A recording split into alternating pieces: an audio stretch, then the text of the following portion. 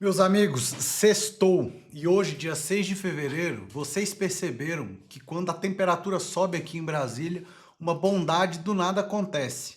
Depois de uma semana sendo expostos pelo escândalo do Banco Master e pela farra dos parentes advogados, o ministro Flávio Dino decidiu monocraticamente suspender todos os penduricalhos nos três poderes. Parece ótimo, né? E eu defendo literalmente isso. Mas pergunte-se, por que só agora? Por que na semana em que o STF está nas cordas bambas? Isso tem nome, cortina de fumaça. Eles entregam os anéis, que são as regalias, para não perderem os dedos. O poder de julgar os amigos e influenciar os processos. Esse é o poder que eles não querem perder. Vou trazer para vocês um posicionamento de um cara que eu respeito e admiro muito. Um cara é um jeito carinhoso de falar, tá, gente? Mas de um advogado de renome. E eu quero que você fique aqui comigo até o final para você entender o que de fato está acontecendo com mais denúncias de ministros do Supremo. E vocês vão ver os números gigantescos de decisões monocráticas e o porquê disso tudo está acontecendo hoje com o Supremo. Então, se você quer entender, fica aqui comigo até o final. Já vou colocar aqui na nossa tela a nossa primeira notícia que vai fazer você pensar muito bem sobre isso. Opa. Desculpa, pessoal. Supremo Tribunal Federal? Pois é, grandes empresas... Vou voltar, tá? Cortou muito o áudio. Você contrataria um advogado só porque ele é filho ou esposa de um ministro do Supremo Tribunal Federal? Pois é, grandes empresas, bancos e até governos estrangeiros parecem achar que isso é um ótimo negócio. O caso Master, recentemente, que teve um contrato milionário com o escritório da esposa do ministro Alexandre de Moraes, levantou a poeira sobre o fenômeno que a gente investigou bastante aqui no Estadão: a explosão de processos de parentes de ministros em cortes superiores. Olha o tanto.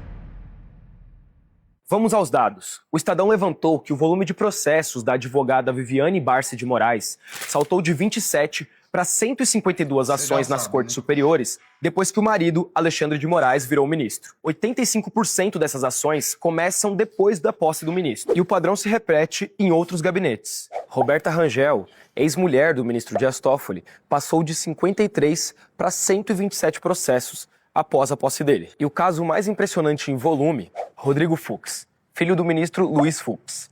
Antes do pai entrar no STF, ele tinha apenas 5 processos. Depois da posse, o número explodiu para 544. Mas por que isso acontece?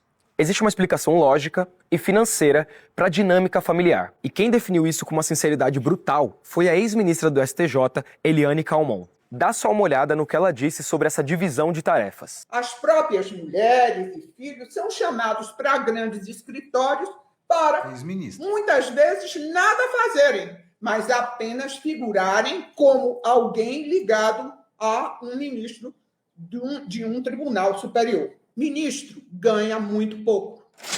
Os advogados e grandes escritórios ganham muito mais.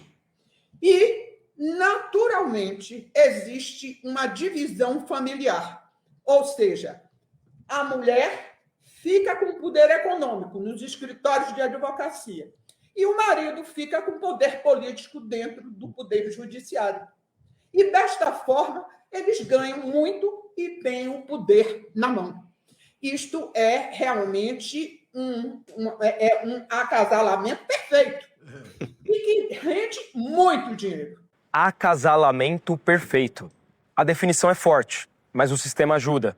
Pela lei, isso é permitido. E isso ficou ainda mais fácil depois de 2023. E foi o próprio STF quem mudou a regra. Antes, juízes e ministros não podiam julgar causas de escritórios de parentes. Agora, o ministro ou juiz só é impedido se o parente atuar diretamente na causa, assinando a peça. Mas se for outro sócio da banca, tá tudo bem, liberado. Já os especialistas alertam para o óbvio. O acesso livre aos gabinetes se transforma num ativo de influência. O cliente não compra só a defesa técnica, compra a proximidade com quem tem a caneta na mão. Ao todo, parentes de 8 dos 10 atuais ministros do STF viram suas atuações como advogados dispararem depois da posse dos familiares na mais alta corte do país. Mas e você?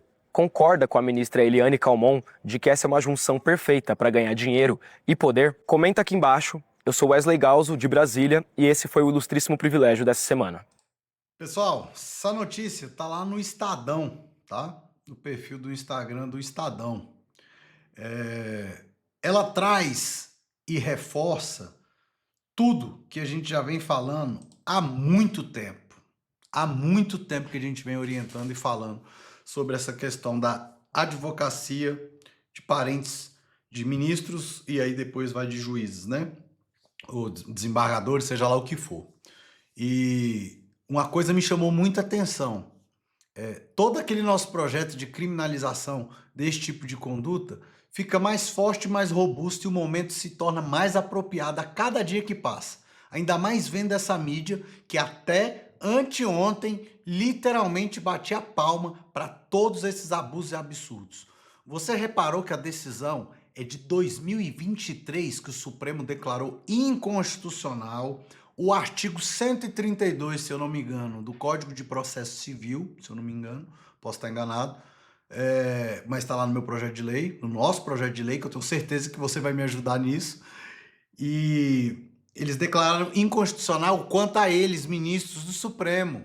E agora tem juiz de primeira, segunda instância, desembargador, decidindo que vale para qualquer um. Se a esposa faz parte, é sócia de um escritório de advocacia, mas não é o nome dela que está assinando a petição, gente, isso beira o absurdo. Beira o absurdo. Antigamente, você sabe o que acontecia? Eu vou te falar aqui com um pouquinho de experiência que você sabe que eu tenho no direito. Sou mestre, né, em ciências jurídicas políticas, doutor pela Universidade de Salamanca na Espanha e faço um pós-doutorando na Washington e Lincoln lá nos Estados Unidos. Então eu tenho um pouquinho de experiência. Isso não vai influenciar em nada no nosso bate-papo aqui de amigos, porque eu trago essas notícias e informações para vocês não. Mas vai te mostrar que eu falo com propriedade.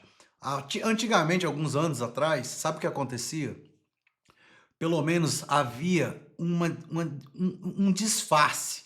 O escritório chamava de um amigo que não era vinculado ao ministro XYZ, e aí passava um subestabelecimento, que é um documento que o advogado passa para outro também atuar, e fingia que não estava no processo. E aí tinha que pagar muitas das vezes ali uma comissão, né, os honorários, dividir honorários com esse amigo escritório que não era vinculado ao juiz da causa. E eu falo que abertamente era assim que acontecia mesmo. Agora, depois dessa decisão, tá descarado, tá deslavado. E não tem como a gente falar em justiça, em juiz imparcial com esse absurdo que a gente está vendo e vivendo. Então, passou da hora da gente fazer alguma coisa, tá? E é por isso que eu estou dizendo, não adianta vir com um código de conduta, já falei, eles não estão cumprindo nem Constituição Federal, vão cumprir um código de conduta? Belíssima iniciativa, a OAB São Paulo encaminhou lá, o Edson Fachin quer emplacar, ótimo, tem que ter, coloca lá, mas isso não vai resolver o problema. O problema é na raiz que se resolve. Criminalizar a conduta de qualquer um, não é só do juiz não, do advogado, do promotor, de quem quer que seja que atue em processos de parentes de até terceiro grau colateral. E ponto. E tem vários outros artigos que eu não vou falar disso, que eu já falei em outros editoriais, mas no momento certo eu quero passar com você assim que tiver finalizado mesmo pra gente, ou dado a entrada lá no Senado Federal pra gente poder lutar por isso. Desculpa a minha empolgação. E pessoal, eu vou fazer 2 editoriais hoje, se Deus quiser. Comenta aqui embaixo, porque um só não tá dando para esse tanto de notícia absurda que a gente vê saindo todos os dias, vinculando direito, justiça, juiz, ministro, a tudo isso que está acontecendo. Então eu vou ter que subir aí para 2 editoriais. Espero contar com o seu apoio, de colaborar, de compartilhar, de curtir, de se inscrever no canal. Isso é muito importante para a gente, tá? E aí, olha aqui a cortina de fumaça e além disso, afronta, o atropelo à legislação, a lei. Não é porque a atitude é bonita, e eu concordo que isso está errado, que tem que ser realmente proibido esses penduricalhos em todo o Brasil, não é porque a atitude é bonita que a gente vai bater palma, porque senão depois acontece o que está acontecendo. Eles não precisam mais respeitar a lei. Então, veja aqui comigo. Podem atualizar o Vadimécum de vocês, porque hoje o ministro Flávio Dino do STF criou uma coisa nova. Ele criou a reclamação de ofício. Ele falou, pode atualizar o Vadimécum de vocês. Para quem não sabe, O vade-mecum é esse documentinho, esse conglomerado de leis aqui. Então aqui tem lei, mas muita lei mesmo. Então ele falou que a gente pode atualizar o vade-mecum, mas isso a gente já sabe há muito tempo, né? Que vem acontecendo, que eles não estão fazendo a lei do jeito que quer, mas presta atenção. E de ofício é porque não houve provocação. Ele disse que o ministro Flávio Dino instaurou de ofício a reclamação constitucional. Ninguém provocou, nenhum advogado entrou com o pedido, nem a PGR entrou com o pedido, ninguém provocou. É isso aí. Vocês devem ter visto essa notícia já em algum lugar, dizendo que o Flávio Dino suspendeu os penduricalhos no serviço público do país inteiro. E realmente isso é verdade. Essa decisão foi proferida. Isso aí não é fake news. Qual é o grande problema nesse caso? O problema é que essa decisão do Flávio Dino foi proferida em uma reclamação que tem origem em uma ADI estadual julgada pelo TJ de São Paulo. Essa ADI estadual teve como objeto uma lei do município de Praia Grande que tratava dos honorários dos procuradores do município de Praia Grande. E aí ela foi ajuizada pedindo para o TJ fixar a interpretação no sentido de que os honorários são verba remuneratória dos procuradores, devem ser repassados integralmente a eles, e também fixar a interpretação de que eles, os honorários, devem ser pagos com respeito ao teto constitucional do Supremo Tribunal Federal, o teto de 100% do subsídio de ministro do STF. Bom, o TJ de São Paulo julgou a ADI reconhecendo o direito dos procuradores do município de Praia Grande aos... Pessoal, a ADI, para quem não sabe, é uma ação direta de inconstitucionalidade, tá? Para declarar algum artigo daquelas leis ou alguma lei inconstitucional, dizer essa lei não vai de acordo com a nossa Constituição Federal, tá? Honorários. Só que mandou aplicar o teto de 90,25% do STF, e não o teto de 100% do subsídio de ministro do Supremo Tribunal Federal. E foi aí que o problema começou. Porque a associação que havia ajuizado essa ADI estadual apresentou recursos. Inclusive recurso extraordinário para o STF. Só que o TJ não deixou o recurso extraordinário subir para o Supremo Tribunal Federal. E aí a associação autora, a legitimada ativa, apresentou a reclamação para o Supremo, alegando que a competência do STF para julgar a questão estava sendo usurpada pelo TJ de São Paulo. O que a associação queria com a reclamação dela? Queria fazer com que o STF dissesse, olha, o teto remuneratório dos procuradores do município é 100% do subsídio de ministro do Supremo Tribunal Federal. Só que quando a reclamação chegou para o Flávio Dino, ele alterou completamente o objeto dela. Ele usou essa reclamação como um instrumento para combater os penduricalhos no Brasil. Ele meio que julgou uma reclamação de ofício. Porque quando ele altera o objeto, ele está alterando o pedido, ele está julgando outra coisa. Exato. Então ele estava julgando ali uma reclamação que não foi ajuizada, um pedido que não foi feito. O que foi que o Flávio Dino determinou? A primeira coisa que ele determinou foi que o Congresso Nacional legisle para regulamentar as verbas indenizatórias que podem ser pagas acima do teto. Por que ele decidiu isso? Porque o artigo 37, parágrafo 11 da Constituição fala que é possível pagar verbas indenizatórias acima do teto, desde que estejam previstas em lei editada pelo Congresso Nacional com abrangência nacional, abrangência para o país todo. Então, Flávio... Ou seja, a pessoa tem que receber apenas o que um ministro do Supremo recebe como teto máximo.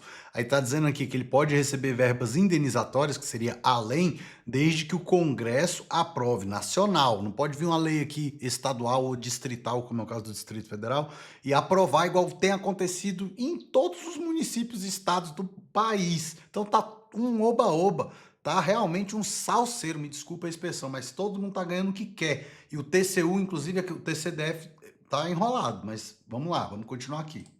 O Dino reconheceu aí uma omissão inconstitucional. Ele transformou a reclamação da associação em uma ADO, alterou completamente o objeto da ADO. Além disso, ele determinou que todos os órgãos de todas as esferas federativas, de todos os poderes, avaliem as verbas indenizatórias que estão pagando aos seus servidores, aos seus membros, e parem de pagar as verbas que não tenham previsão em lei. Então, por isso que a notícia diz que o Flávio Dino suspendeu os penduricalhos. Foi isso que ele determinou. Determinou a interrupção, a suspensão do pagamento das verbas indenizatórias sem previsão em lei. Mas ele fez isso de ofício. Não houve pedido nesse sentido. Ele alterou o objeto da reclamação completamente. Isso é uma violação ao devido processo legal, é uma violação ao princípio ou regra da congruência, que é uma regra que o STF exige que seja respeitada até mesmo no controle concentrado abstrato de constitucionalidade. Imagina em uma reclamação. Então é uma novidade do Flávio Dino, é uma reclamação de ofício mesmo, é uma reclamação que ele mesmo apresentou e ele está julgando. É isso. Bom, é isso, uma decisão muito esquisita juridicamente. Não se sustenta, na minha opinião, tá equivocada, mas eu quero saber o que vocês pensam disso tudo. Deixa aqui nos comentários.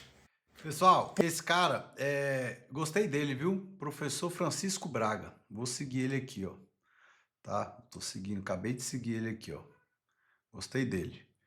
Esclarecedor o vídeo, às vezes ele usou muito termo técnico e eu espero que você não tenha ficado confuso. Em outras palavras, ele fez bem parecido com o Alexandre de Moraes quando cria o inquérito das fake news ou o Toffoli. Lá atrás criou e designou o Alexandre de Moraes como relator. Não se cria esse inquérito. Tem que ser provocado o judiciário. E quem é que vai provocar ali o tribunal? É o PGR, é um promotor, é um advogado, é uma parte. Alguém tem que entrar com um pedido e não ser criado nada. E aqui o que ele fez? Ele criou porque ele alterou totalmente o pedido, é isso que ele quis dizer. E eu não vou entrar aqui numa retórica para ficar repetitivo e explicar o que o professor Francisco Braga já explicou, eu espero que vocês tenham entendido, mas em outras palavras, isso é uma cortina de fumaça, é porque está totalmente desmoralizado o Supremo Tribunal Federal e ele tenta aqui se socorrer em algo que ele sabe que todo cidadão é contra, menos os que recebem esse tanto de penduricalho. Nós tivemos aqui no TCU, pessoal, conselheiros recebendo R$1 milhão no mês. Então, olha aqui, ó. Essa matéria que eu ia trazer para vocês só mais tarde, eu vou trazer agora. Então, MP a favor de conselheiros do TCDF devolverem gratificação milionária. A OAB, inclusive, entrou com uma ação aqui civil pública para poder fazer com que eles devolvam esse dinheiro. E o que garante que eles recebam esse dinheiro? É justamente eles próprios aqui. Você pode ir atrás, que se for, não me recordo agora se tem uma lei distrital que garante, eu acho que nem isso tem. Então tá uma bagunça. O Ministério Público do Distrito Federal e Território se manifestou a favor da devolução da gratificação milionária paga de forma retroativa a conselheiros procuradores do Tribunal de Contas do DF. Os pagamentos foram aprovados e pagos em dezembro de 2024. O Ministério Público se manifestou no âmbito da ação civil pública ajuizada por 2 advogados contra a medida do TCDF.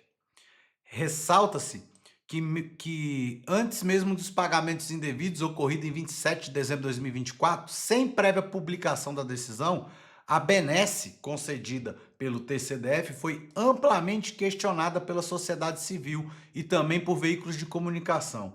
Todo esse burburinho, mesmo num contexto de ausência de publicidade, corrobora ainda mais a conclusão no sentido de que os pagamentos foram feitos com o conhecimento dos beneficiários em torno da ilegalidade do objeto e do vício de forma, avaliou o Ministério Público Federal.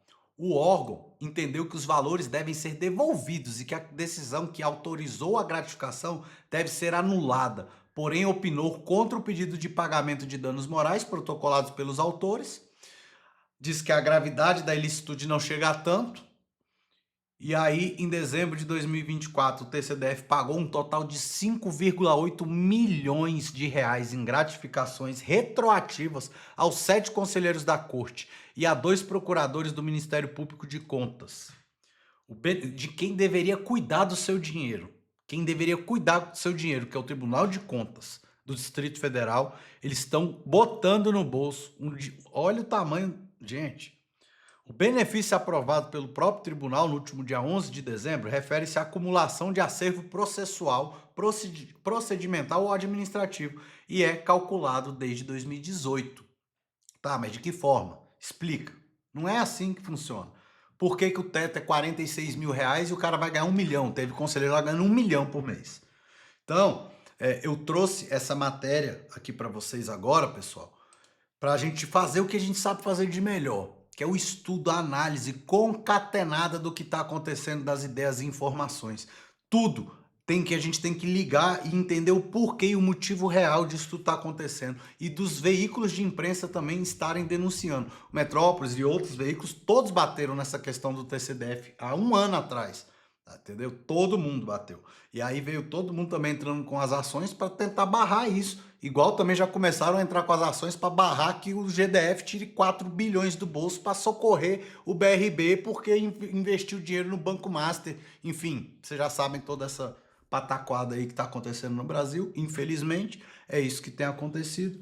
E agora eu quero trazer para vocês o posicionamento aqui de um cara que eu admiro muito, um advogado, vou falar agora como advogado, um advogado que para mim sim é um mestre, doutor no direito, e esse cara eu sigo e tenho um carinho de chamar ele de cara porque eu me sinto muito próximo dele, em que pese não conhecê-lo pessoalmente. Espero ter um dia a oportunidade de conhecer, apesar dele já estar com a idade bem avançada.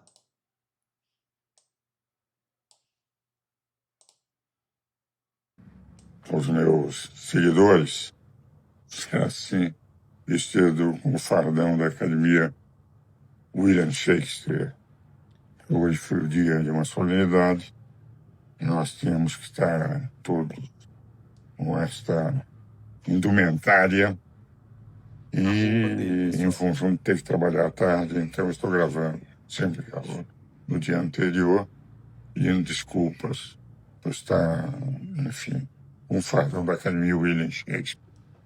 Mas o que eu quero conversar hoje, meus amigos telespectadores, os meus amigos seguidores fiéis, mais de 616 mil, é algo que eu recebi do presidente Diogo de Mello, presidente do Instituto dos Advogados.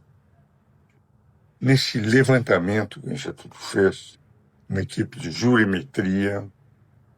Jurimetria, pessoal, é o estudo que a gente faz hoje com o uso da inteligência artificial, de estatísticas base de decisões que foram tomadas aí pelos ministros, no caso que ele vai fazer, mas pode ser por um juiz ou por turmas. Hoje, com essa informação toda, eu também sou coordenador de uma pós-graduação e professor em inteligência artificial no direito. Então eu falo isso com bastante autoridade, eu entendo bastante disso. Então isso é jurimetria, quando a gente usa a inteligência artificial para fazer um estudo de como decide o Supremo Tribunal Federal. Foi isso que eles fizeram aqui.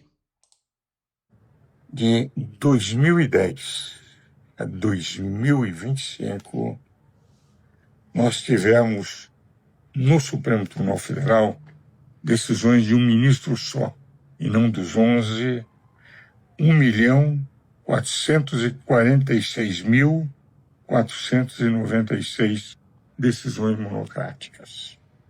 Tribunal que deve decidir colegiadamente, mas pirâmide. Um tribunal que ele fala, pessoal, decisões monocráticas, mais de 1 milhão e tanto, é aquela que o ministro toma sozinho.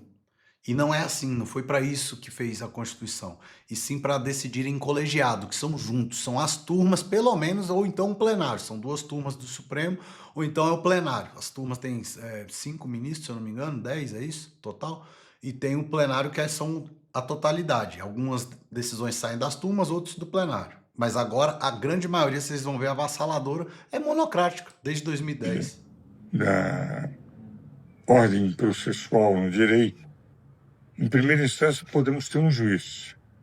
Mas se põe o colegiado na segunda instância, exatamente para ter um grupo que vai discutir, de pessoas mais experientes do que um juiz de primeira instância. A decisão está correta mas ou não? para que não seja mais uma decisão de um homem só, existe o colegiado.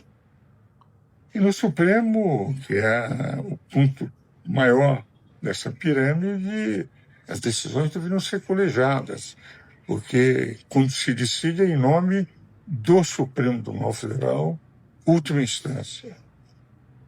Houve 1.446.496 decisões, segundo essa informação que recebi do professor Diogo de Mello, do Instituto dos Advogados, em 15 anos, correspondente, para os senhores terem noção, a 85% das decisões da Corte. Meu Deus. De colegiado, 15%. Monocráticas, de um homem só decidindo em nome de 11, 85%. Vocês compreendem por que nós, advogados, sem nenhum juízo de valor sobre os ministros, temos combatido isso. Mas para uma corte americana, as decisões são sempre decisões colegiadas. Porque se é a Suprema Corte que vai dizer a última palavra sobre um aspecto de direito, é lógico que tem a opinião de todos. Um é o relator, mas todos os outros têm que opinar.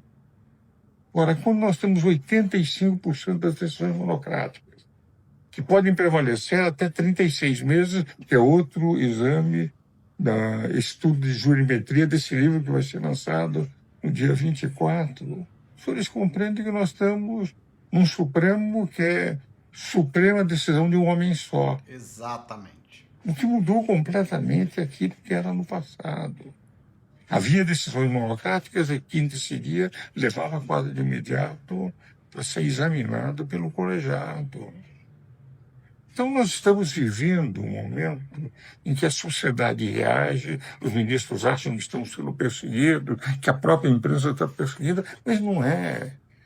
É que a importância do Supremo, como sempre foi na história do Brasil, até o século passado, a época de Mineiro Alves, eu diria até o começo desse século, mas nos últimos anos, o Supremo passou a ser legislador, a ser político, a ter posições, a decidir previamente, a dar palestras dos seus ministros sobre questões que iriam julgar, Esse cara é inteligente. a ser ao mesmo tempo investigador, proponente das acusações, como acontece no fake news, e julgador final.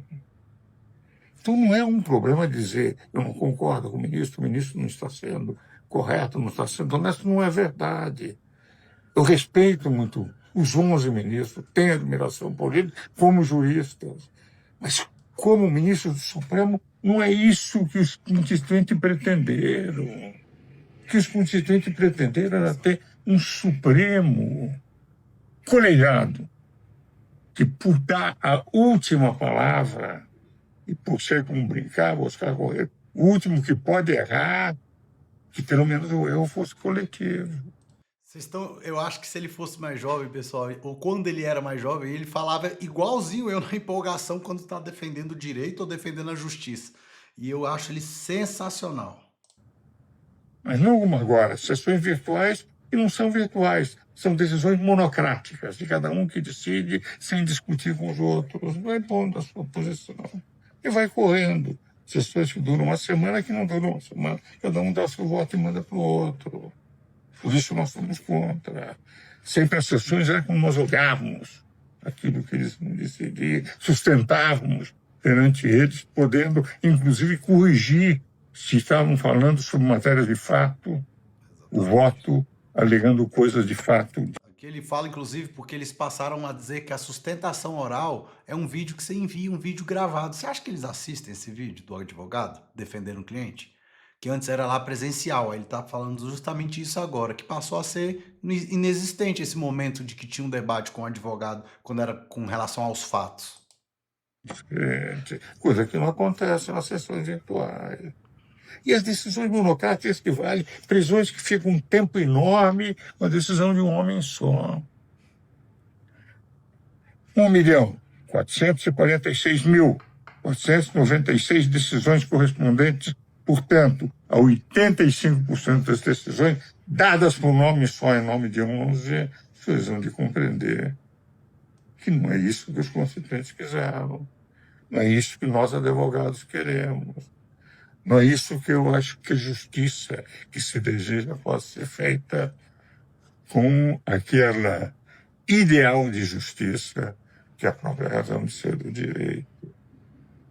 Então, se eles compreendem, se de um lado eu respeito, admiro e considero grande jurista, mesmo aqueles que me criticam por dizer isso, se eles compreendem a minha profunda divergência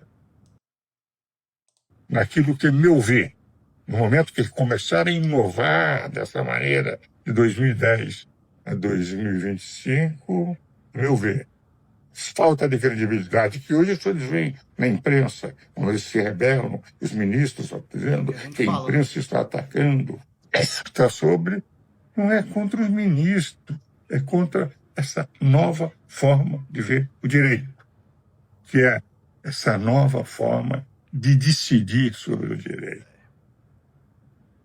Como eu respeito os ministros e sei que eles podem voltar a ser o que era o Supremo quando era a instituição mais admirada do Brasil, eu continuo batendo na mesma tecla. Apesar de muitos deles não entenderem, pensando que eu estou atacando a eles. Eles respeito. Eu estou atacando a forma, que não foi aquilo que eu vi durante a Constituinte, como os constituintes quiseram fazer do Supremo o guardião da Constituição. Não um novo legislador, nem um novo administrador. Não um homem que se transformasse no verdadeiro poder, podendo dizer, não pode fazer isso, não pode legislar dessa forma, não pode fazer isso, como se fosse o poder supremo da nação. As pessoas compreendem que respeito as pessoas que lá estão. Eu me permito, como um velho cidadão que não foi senão advogado, professor de direito, dizer que eu vi que não foi isso o que os constituintes quiseram. Em primeiro lugar, peço... Grande Ives Granda, eu discordo dele, que eu acho que para resgatar vai ir além do que só discordar da forma que estão fazendo. Mas é apenas a minha singela opinião. Espero que vocês tenham entendido aqui, pessoal, essa questão dos números, tá? De decisões monocráticas que foram tomadas sozinhos. É um absurdo. Constituinte, quando ele fala, são os deputados que fizeram, que participaram da Constituição, os legisladores, que o juiz está ali só para seguir a lei, ele tem que aplicar a lei.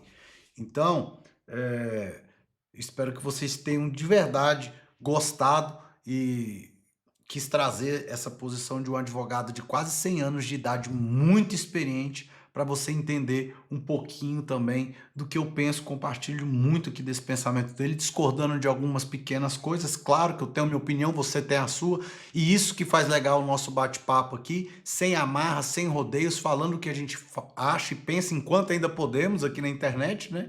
Então, encaminha esse vídeo para o maior número de pessoas que você puder. Se você não se inscreveu, se inscreve aí agora, curta, comenta e compartilhe, porque isso que nós podemos fazer agora é levar informação para as pessoas de tudo que está acontecendo. E eu volto mais tarde aí com vocês com o segundo editorial, se Deus quiser. Como eu digo sempre, vem comigo. Tchau, pessoal. Fiquem com Deus. Ixi, deixa o negocinho passando aqui, desculpa. Tchau, tchau.